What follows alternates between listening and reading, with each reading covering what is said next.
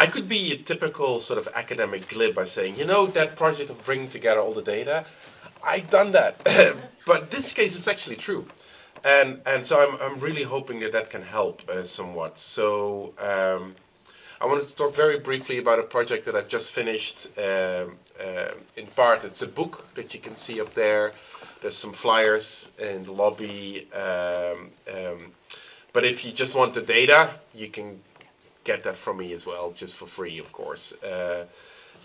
What I've been doing in the last 6 years is bringing together every single report or data point that I could find from around the world about working conditions in relation to wellness and well-being in 6 media professions.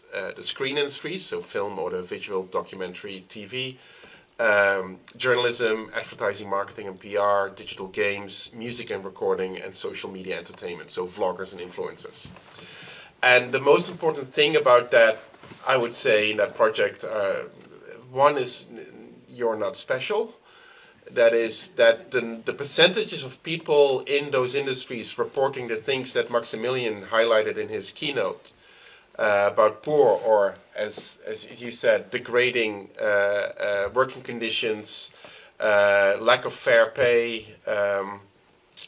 the consistent experience of having to work under unrealistic expectations, and a whole host of other related issues are the same in all those industries. And of course there are individualized exceptions. I mean, one thing that I've found is that you can have the same company, within that company, let's say a software design studio, you have a team somewhere on the left of the building who are high-fiving their way through projects, and around the corner is a team where half of them are at home with burnout and suicidal ideation symptoms. And they're working under the same management, the same rules, the same money, the same everything.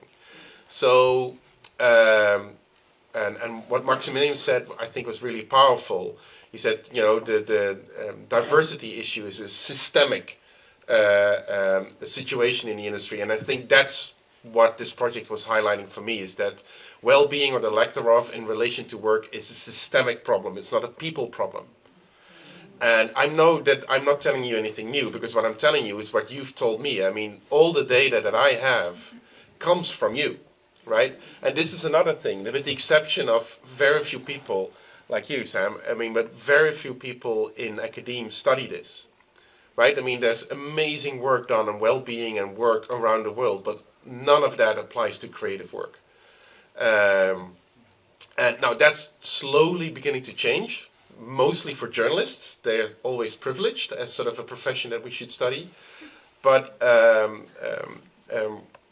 so my work comes from trying to find a way to figure out both what the problem is exactly, in terms of the experience of people working in these industries. Secondly, how did we get this far? What explains the problem? And here I think our explanations differ somewhat. I mean, you look at industrial and economic and financial situations. I'm looking more at managerial, like the way the production, media production is organized. And I think that's where also a major culprit is.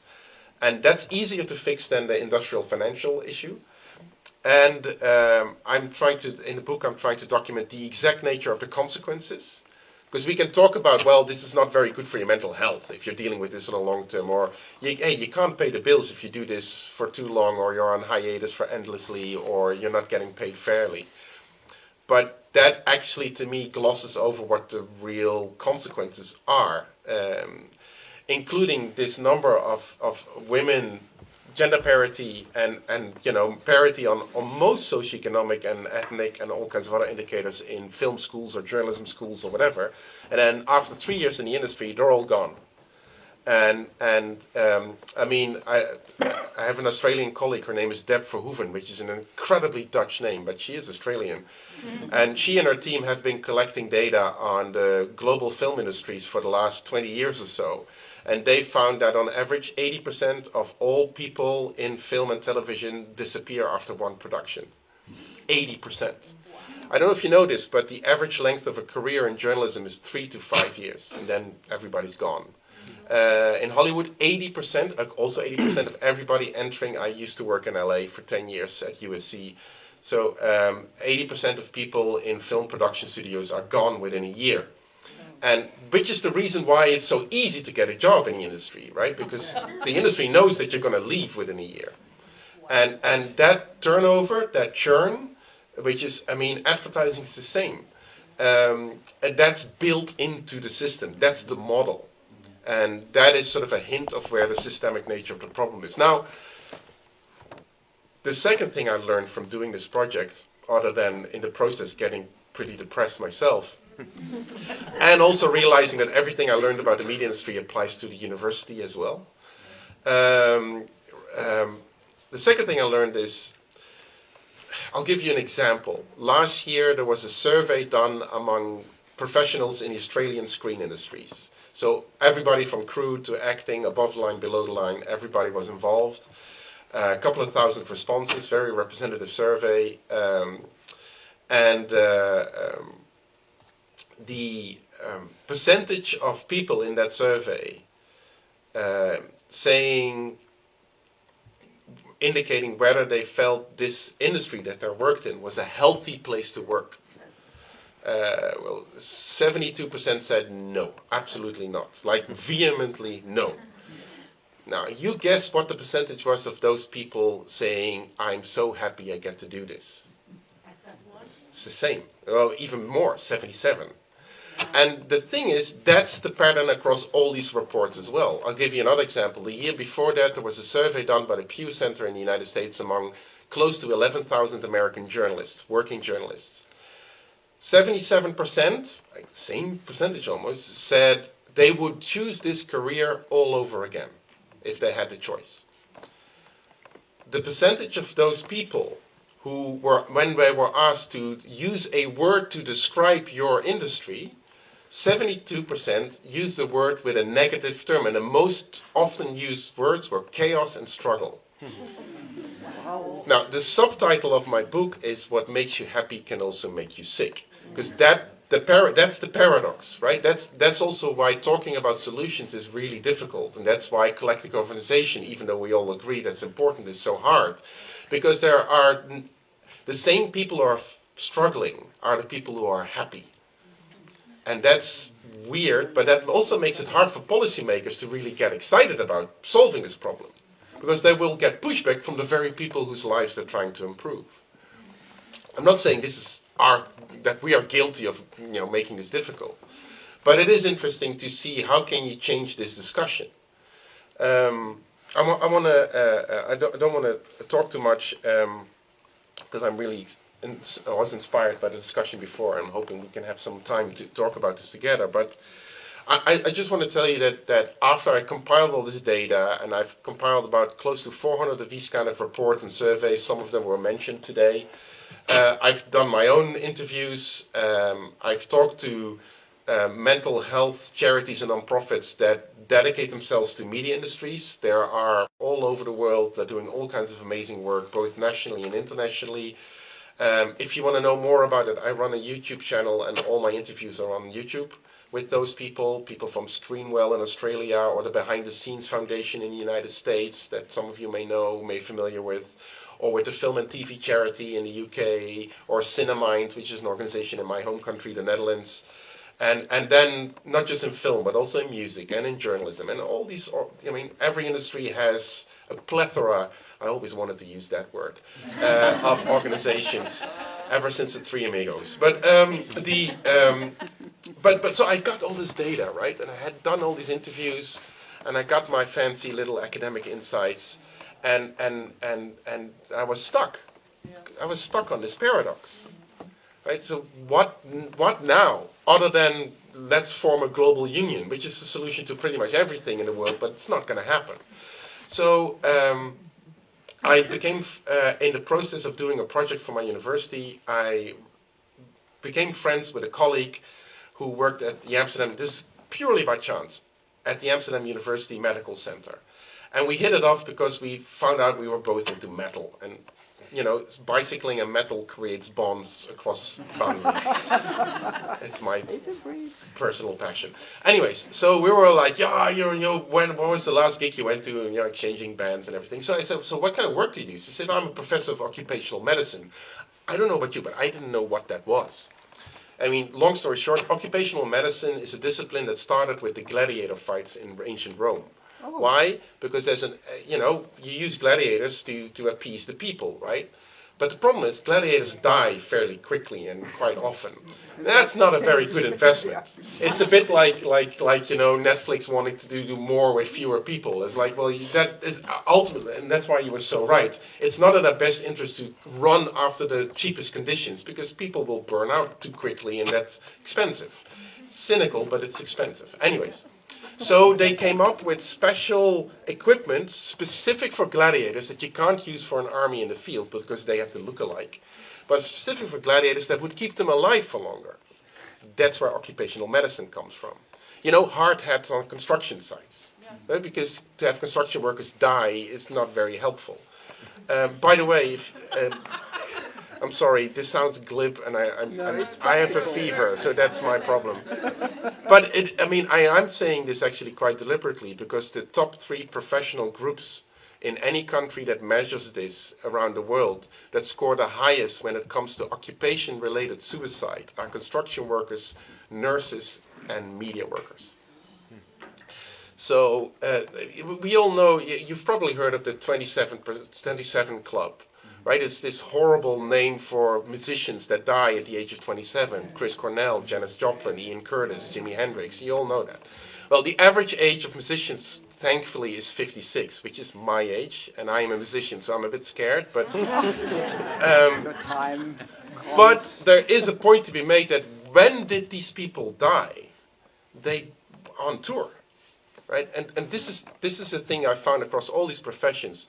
The aspect of the work that most people aspire to is the aspect which gets them killed. Touring for musicians, it's doing conflict and war reporting for journalists, and so on and so forth. Being in a super intense, incredibly rewarding shoot with a film that at some point just burns you out, to burn too brightly, right? Even though that's what you want to do. And again, it's that paradox. Anyways, she was telling me occupational medicine, and she was also telling me that up until the late 20th century, all they studied were ways to physically protect workers. And then in the 70s and 80s, something began to shift, and they started to notice that what actually was causing much more problem were mental health issues related to work. So not related to your own pathology, but to the work. And she and her team, she's told me, started to do meta-reviews every 10 years where they get primary data from studies on workplace-related stressors from around the world, plus secondary data, published articles and books, and to try to build a model of what explains people getting sick at work. Such a beautifully simple question, right?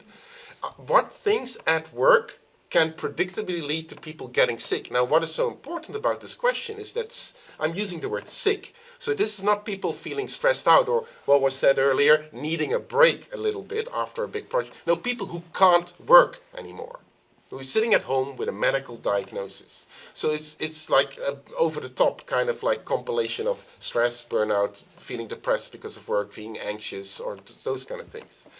And she and her team came up with a model of 3 variables that together explain 60 to 80% of work-related disease. Now, I don't know how good you are with statistics, but an explained variance of 60 to 80% is the holy grail.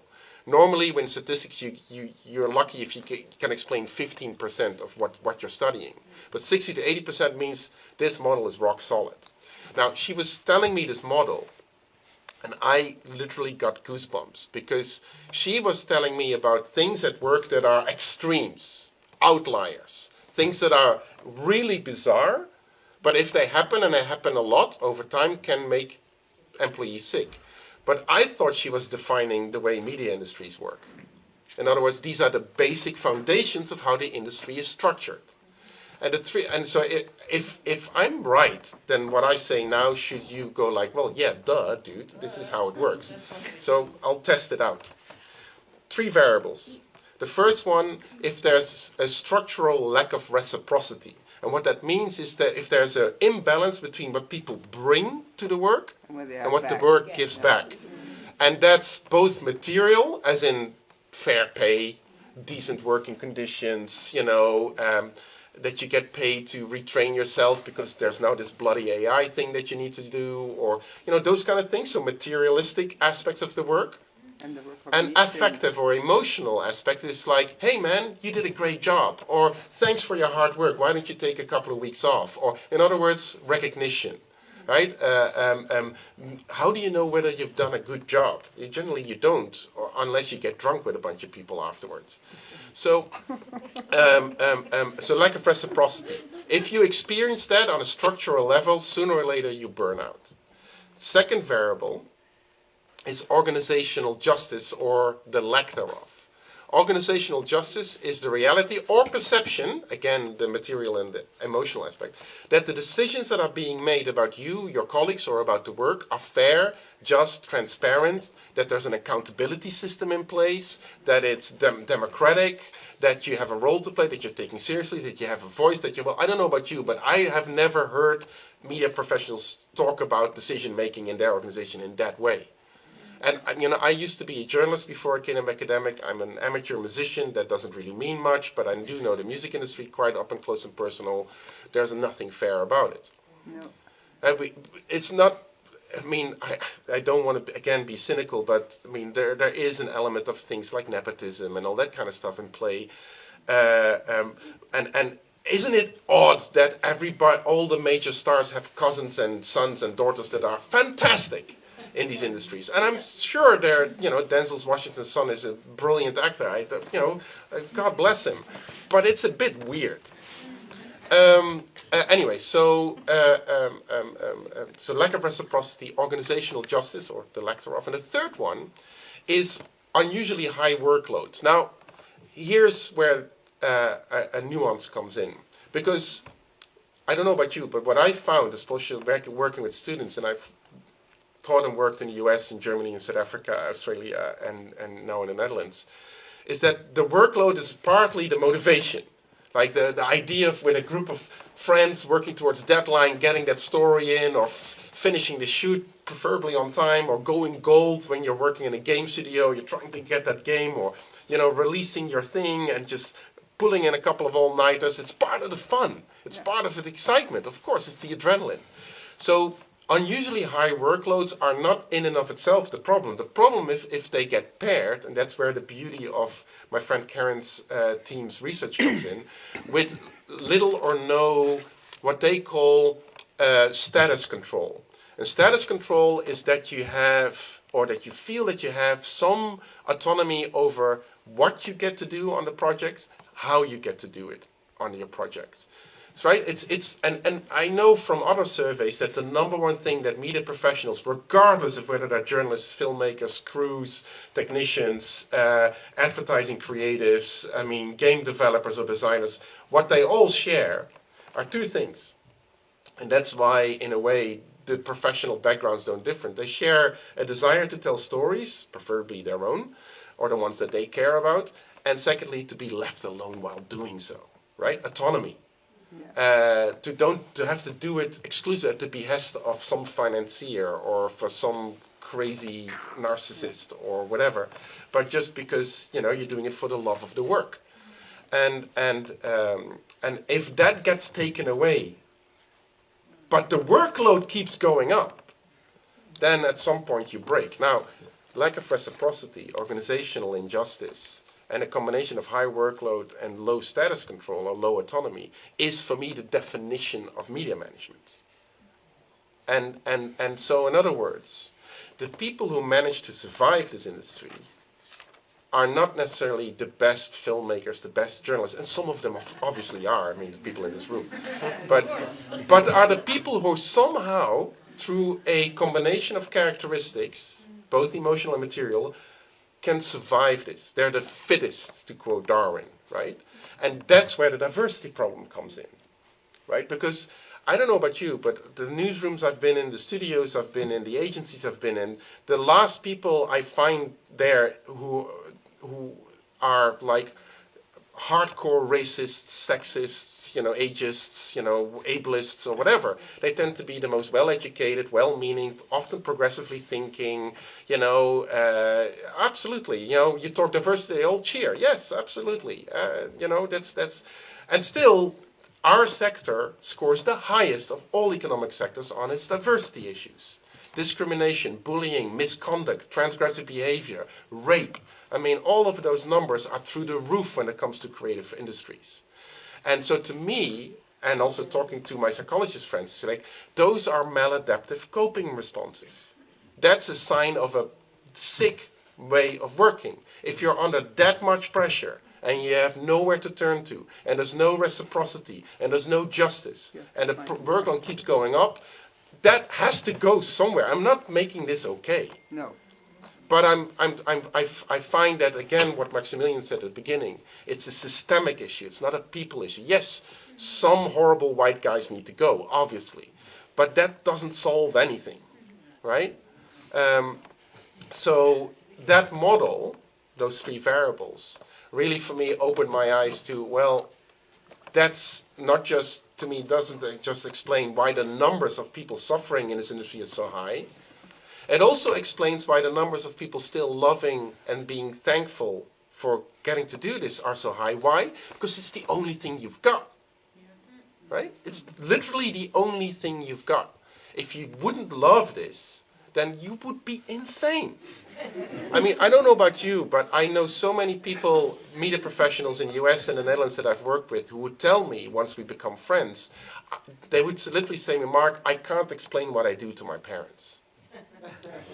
And not just because they don't get film or something like that, but they don't get working under these conditions. The only thing I have is, yeah, but I love doing this. These people I'm doing is that they're my family, right? And so if that's the only thing you've got, then you have to, and so this to me is my last point. If the love for the work is the only thing you've got, because everything else gets rotten because of the lack of reciprocity, organizational injustice, and the combination of workload and lack of autonomy, and we can agree that this is not your problem, because you are a snowflake or you can't handle it or whatever, but it's a systemic issue, then this is what the industry uses against you, right? Your love for the work gets used, not by a handful of evil executives, because there's plenty of executives that mean really well. And I mean, the few studies I've seen among leadership and media organizations tend to suggest that the people who become leaders who want to do well feel stuck because they can't. Either they are not supported, they don't have finances, or once they become leaders and they're going to be nice, their workers don't trust them. It's like, wait a minute, you've been an asshole all the way to the top, and now you're going to help me? Fuck you, right? So leaders are stuck too. So that's why in our field, in our discipline, your love is often used as an explanation as the problem. Right? If you read the academic literature, again, the relatively little academic literature on all of this, it tends to say, well, the reason why precarious working conditions don't really change is because the people who have these conditions are so passionate that they're willing to accept exploitative working circumstances. That's what academics tend to say. Bullshit! You're not here because you're willingly accepting precarious working conditions. You don't go to the bar and don't complain about this. Of course you do. But your love is focused on each other and the thing you're making, the story you're telling. What if this love can be redirected towards the industry that you're part of? And that's already happening. That's one of the things why these kind of events, I mean, since the book came out, I've been to close to 100 of these kind of events, and that's mostly just in my home country. So something is brewing, and not just in your field, in all these fields. So with the European Film Academy, I'm very encouraged to say, like, yeah, get together in all kinds of different formal and informal ways, but also across industry lines, because you're all in this shit together. And the reason why love is so important, not as a problem, but as a solution, is something, my last thing that I found out while doing this project, and I'm an old white guy, so that's why I only come to this now. I should have started with this. So I don't know about you, but there is an academic discipline called love studies.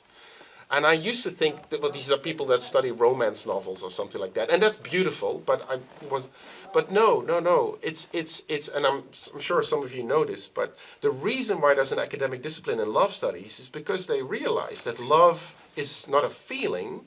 Love is a transformative force, right? If you're in love, you do stuff you would normally never ever do. Move to Australia.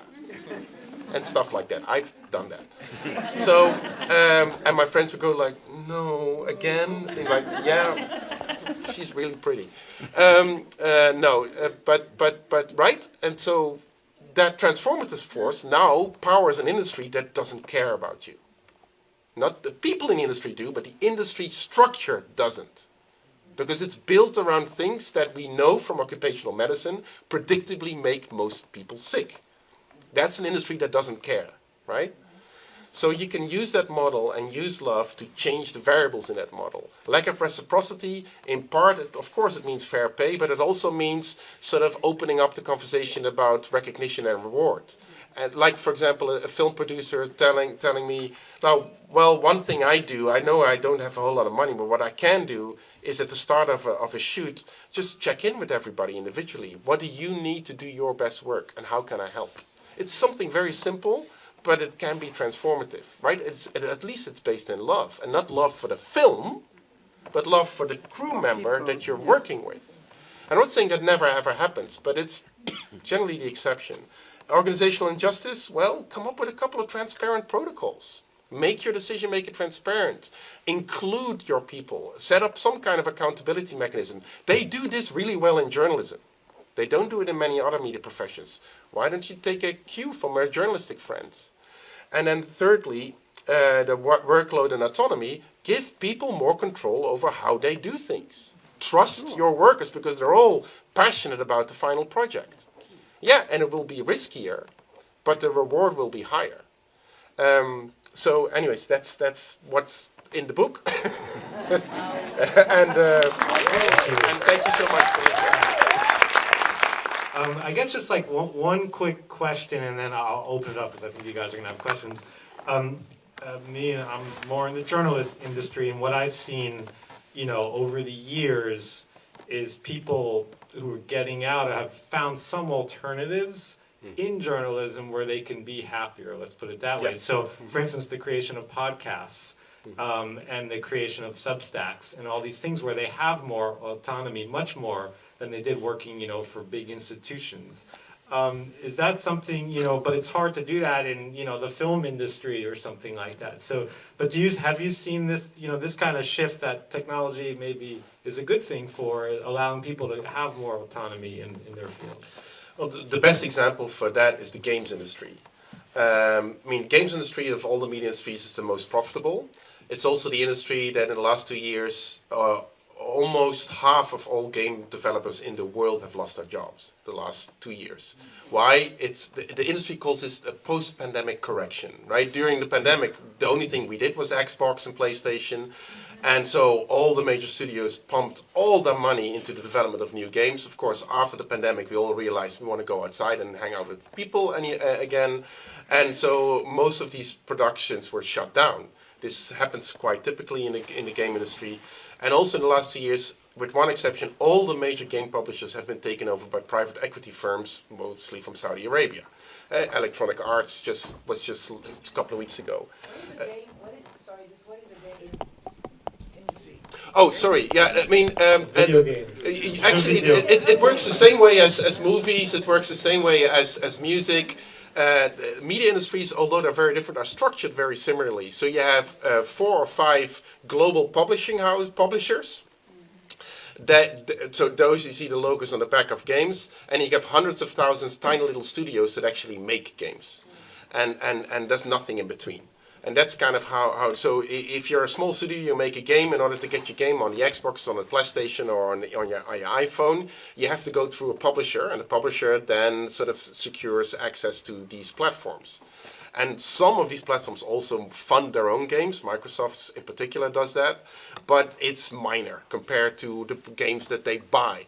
Like distributors in movies, right? They don't make movies, they distribute them. And that's a different kind of deal that you're then doing. Now, the reason why I'm mentioning games is that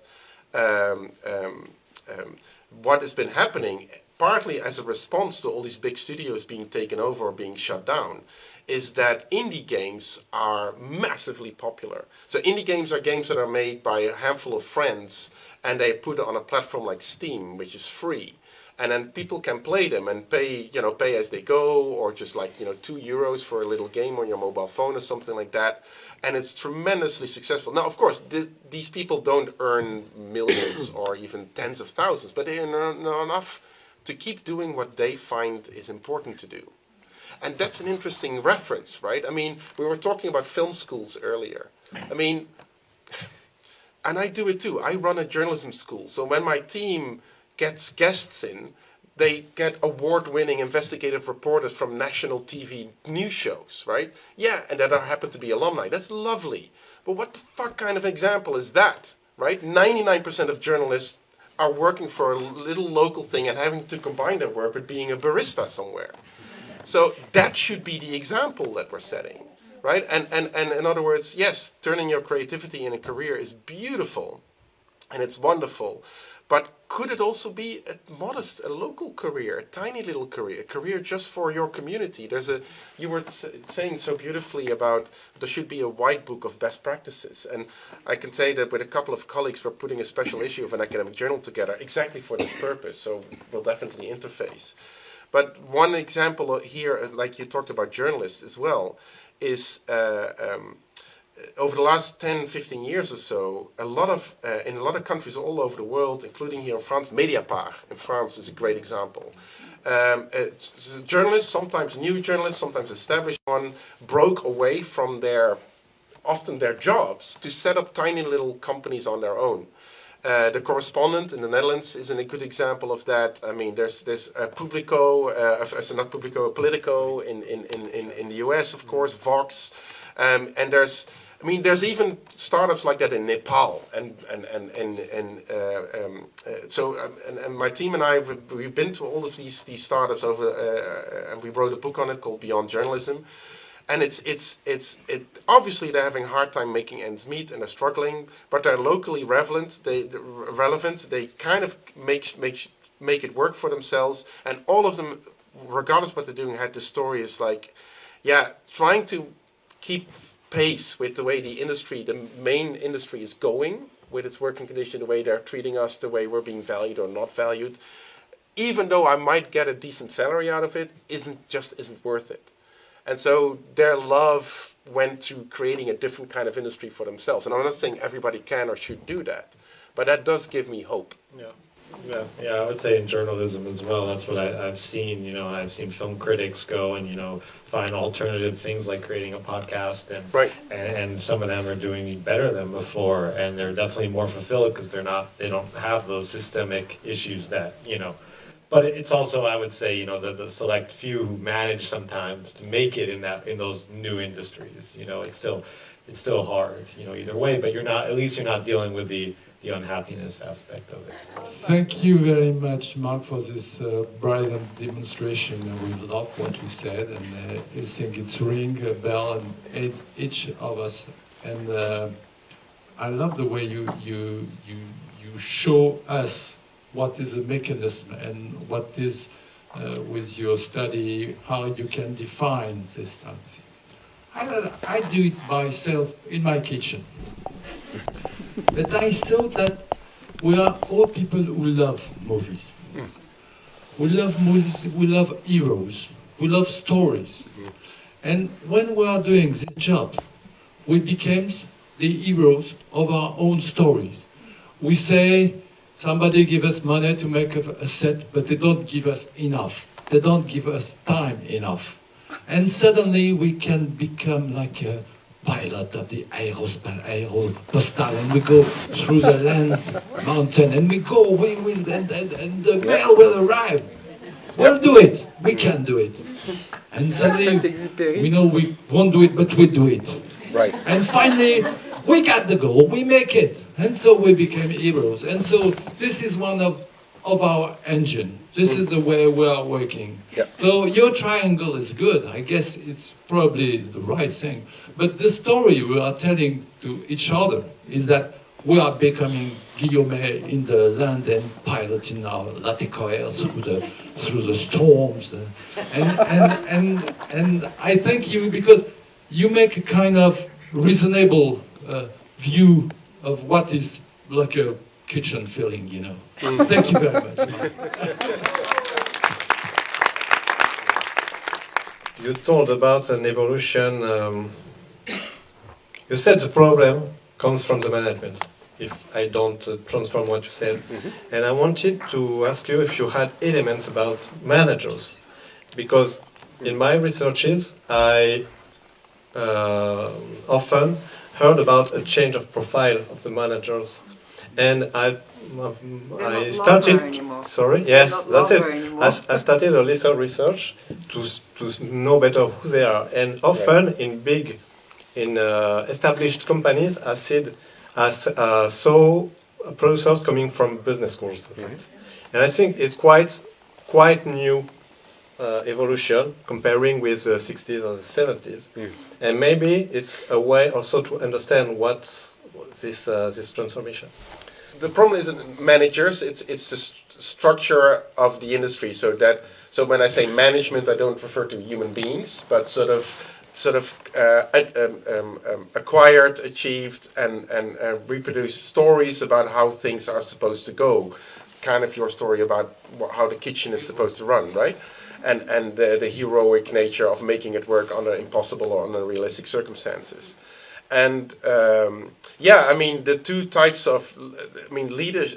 That's interesting. Is like in all these reports, when the people who say in these surveys, like, I'm struggling because of the work as a musician or as a journalist or as a filmmaker or whatever, as a crew member, and when they're asked in these surveys, so what's the cause of all of this? The number one thing, not the cause. What should be the remedy is like the leadership, right? Management needs to see me. Needs to know this, needs to deal with it. That's generally the feedback that I get when I go to industry gatherings, is people say, you should talk to my editor, you should talk to my producer, you should talk to my line manager, or to my agent, my studio head, or whatever. And I sometimes do. And like I said earlier in my presentation, the leaders that I've talked to, there's very few media leadership studies, like academic research, but the ones that there are, fascinating that you're completely right. The two type of people that get to be leaders in media, generally speaking, are either they're brought in from the outside to streamline everything, the business school people, and as you know, ethics isn't taught at business schools, or empathy for that matter. I don't know if you know this, but the most used media management handbook for HR professionals in media industries in Europe is a book written by a professor at INSEAD here in Paris. Professor Annette Aris. She happens to be Dutch, happens to be a good friend of mine. And it's a 450-page book, and in the final chapter there's a line saying, like, in future editions, more attention should be paid to people. So 450 pages of managing a media company without any mention of people. Right? Now, that's the business school approach, and that speaks to what you're saying about financialization and industrialization. It's all about streamlining and that kind of stuff, and understandably, because it's a hard economy to work in. And the other types of people that get to be leaders in media they become leaders because they were great at what they did, at storytelling. Right? An investigative reporter becomes editor-in-chief of a news organization. Somebody who's really great with camera and storytelling becomes a director and all that kind of stuff, generally speaking. The problem with that is, of course, one, being a great storyteller doesn't mean you're a great leader or manager, necessarily. And the fact that that isn't acknowledged by the industry speaks to its lack of professionalization, despite its industrialization rhetoric. And secondly, the problem there is that the people who then become leaders because they're great storytellers are being told, either directly or they learn, that the way they always done things is the best or right way to do things. The problem, however, is that if I make a film with all of you, you have about 140 different ways of thinking about what good work would be. And if I don't acknowledge that, then 77% of you will be miserable and all of you will be grateful that you get a job, right? And that's the data that is in my book. Investing in professionalizing leadership and creating more, including modern ideas about leadership that are about empathic leadership, for example, would be a great step, and that's something that the industry can do. And I do see this happening here and there, and so I'm encouraged that I've just found out the other day that my book was being bought for managers at a media house, which is one of the largest publishers in Europe. So that they're like, hopefully they'll learn something, other than exploiting people more effectively. But yeah, but leadership is definitely an issue here. Yeah.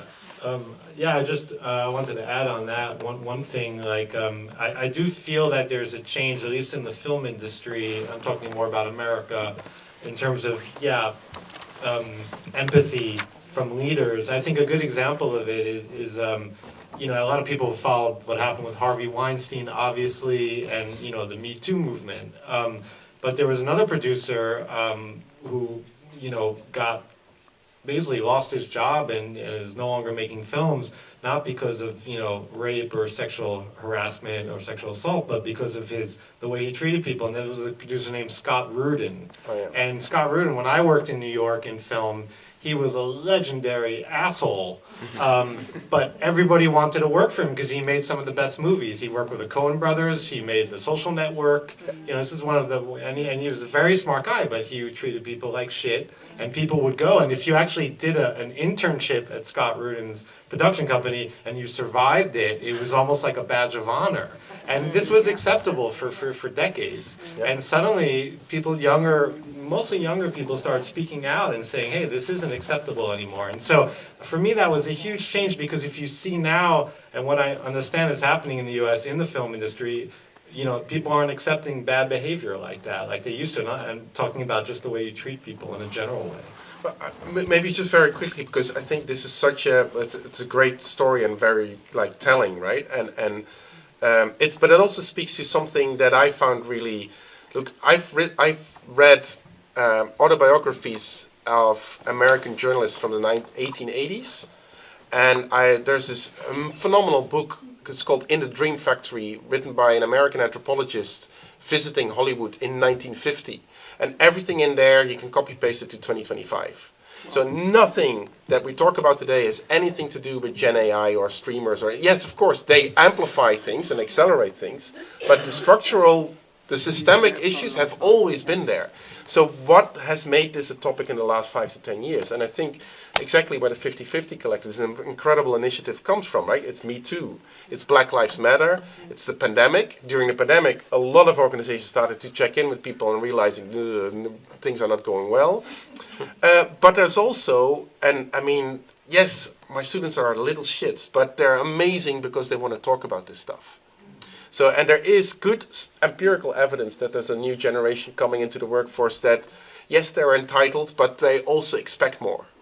And in part, that has to do with the fact that work means more, right? You want meaning from work, so you expect more from work. But it also, and I know from all these mental health organizations that I've worked with on this project, is that the one thing they always tell me when I say okay, what's the sequence of what we do next? And they say, well, it starts with normalizing the conversation. And I'm really hopeful that that's actually what's happening. A destigmatization, not just in these environments, but also on a set, in a production company, in a newsroom, that somebody says, hey, I don't think this is the right way to treat people. And they're not being immediately marginalized or sidelined, but yeah, that's actually true. You don't need to treat people like shit in order to get them to do their best work. In fact, that's the last thing you should do. So I'm wondering if you think this is something that has gotten worse or if it always has been, because it seems to me that for at least 30 years, everyone I know in film consistently says it's never been this bad. I mean, that is like you hear it over and over and over again. Yeah. And I'm suddenly wondering if that's just what the nature of the beast has always been. I'm curious. My answer would be, I think, and you need an answer from both of us. But my idea would be that those three variables have always been in place, but they were kept in check by relatively stable industry structures and policies and markets on a national level. And since the mid-1990s, that has started to shift. right? The major international media policy event of the 1990s was when the rise of the World Wide Web, where most governments were like, fuck this, we're not going to do any of this, right? This is this newfangled digital whatever thing. Right now we're all happy with the Digital Services Act and all those kind of things. But, you know, digital was here in 1995, right? So that's how long it took for decent policies to emerge. So the complete deregulation of the global media industries, of copyrights, of the way digital was being used and policed and governed, started in that time. And what you're talking about, media concentration, which has always been an issue in the media industry, but it was always coupled with deconcentration. So companies were buying and selling properties, and that was kind of how they made it work. But since the 1990s, this has just accelerated to an insane pace. And that has created this term. So financialization, industrialization, these big developments that up until the mid-1990s were kind of kept in check by a relatively stable, also largely analog global media system, became digital and started to accelerate. And that has made this all bubble up to the surface and become the number one thing. So, because that's the thing, right? I mean, when you talk to media professionals in any industry about what the digital means to them, it's like they can, on the surface level, can talk about threats and opportunities and this is kind of cool and that kind of sucks, or no. But what it fundamentally means to them is just, yeah, well, things will get shittier now. Right, I will have to do more with few people. We're gonna have to be, anyways, those kind of things. So, and that's what that's where this analysis from "it's never been this bad" comes from. Is that the things were bad always in decent, but they were kept in check, kind of, and that's now gone. So that's I think that would be my analysis of that sentiment. But it is a sentiment, and I think that's a sentiment we need to take seriously. Yeah, I feel that so personally. I mean, like I've been interviewing media professionals for my entire career, which is a little over 25 years, and only a couple of years ago it just dawned on me. It's like I've always asked people, how do you make it work, right? How do you stay creative in an industry that doesn't really want you to be? That was always my research question. And people would tell me about all the things, and I was like, yeah, that's awesome. And then now I realize that, but all these interviews were really about well-being and health and happiness, and but I never had the words. I mean, there's an advertising agency based in Amsterdam called the Home Agency. And the founder of that, Baba Touré, he makes a point of calling his agency a human-first agency, because he said, like, my clients can depend that there'll always be a human being on the phone and that we don't use AI in our campaigns. And that becomes his pitch, right? But it reminded me of all the news organizations in the last 20 years have made the pivot to digital first. We're not making newspapers or broadcasts or anything, we're digital first. But if you're digital first now, you might as well be AI. So now you have to go back to, oh shit, we have to pay unique journalists to come up with unique stories. So human first, yeah.